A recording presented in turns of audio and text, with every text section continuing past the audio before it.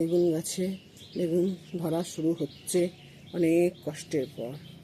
এই যে দেখেছেন, বেগুন ধরেছে, আর আস্তে আস্তে বেগুন হলে আমি আপনাদেরকে পুরো ভিডিও দেখাবো বেগুনের।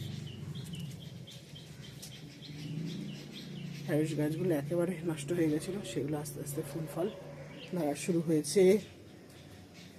এই পেঁপে গাছটাও ফুল ধরছে।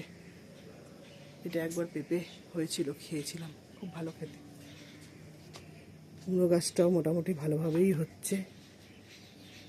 এখানে কলমি শাক কেটে লাগিয়েছিলাম, সেগুলো ধরে গেছে। এই কলমি শাকটা আরও 2 জায়গায় কেটে কেটে লাগিয়েছি, পোকায় ফুটো করেছে। এখানে লাগিয়েছি, এখানেও লাগিয়েছি। বরবটি গাছ লাগিয়েছি।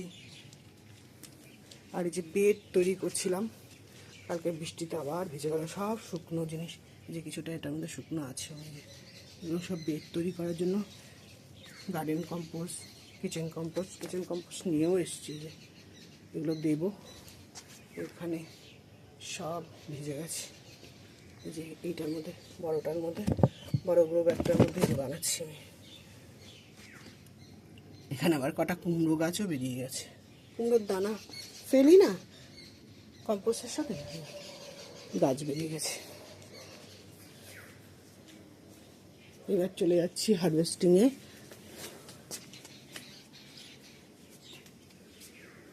এই যে এখানটায় লাউগুলো আবার ধরছে, লম্বা লাউ, জানি না কোনটা কতটা থাকবে।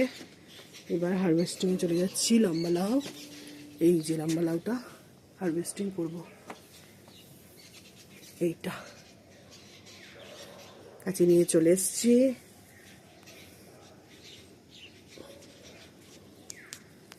এই যে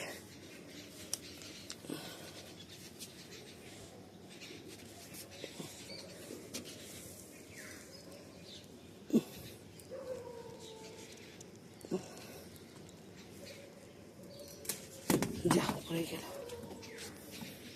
পড়ে গেল বন্ধুরা, গড়িয়ে যাচ্ছে। পড়ে গিয়ে এই যে তুলেছি, তুলে নিয়ে চলে যাচ্ছি রাখতে। তাহলে বন্ধুরা আজকে এই পর্যন্তই।